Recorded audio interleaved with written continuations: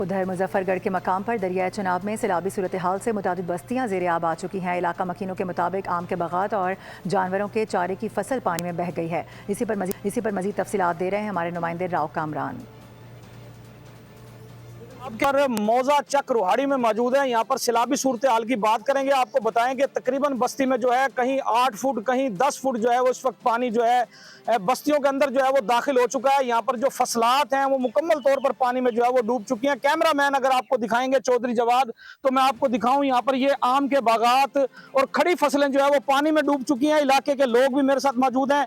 यहाँ पर मौजा चक रोहाड़ी, मौजा दुआबा, मौजा सुनक्की और उसके मुतल्लिक जितनी भी बस्तियाँ वो सारी ज़ेर आब आ चुकी हैं।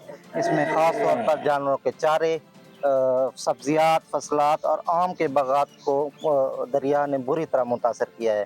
ख़ास तौर पर जो जानवरों के चारे हैं वो भी मुतासर हुए हैं। खैर तरमू से रेला जो निकला है वो मुजफ्फरगढ़ दरिया चनाब से इस वक्त जो है 1,76,000 का रेला जो है वो यहाँ से तकरीबन गुजर रहा है। और तमाम ये फसलात मेरे अकब में देखी जा सकती हैं। ये तमाम जो है वो ज़ेर आब आ चुके हैं। यहाँ से मुतलका 4 से 5 बस्तियाँ हैं जो मुकम्मल तौर पर जो है बस्तियाँ जो है वो ज़ेर आब आ गई हैं। जी सब्सक्राइब करें और बेल दबाएं ताकि कोई खबर रह न जाए।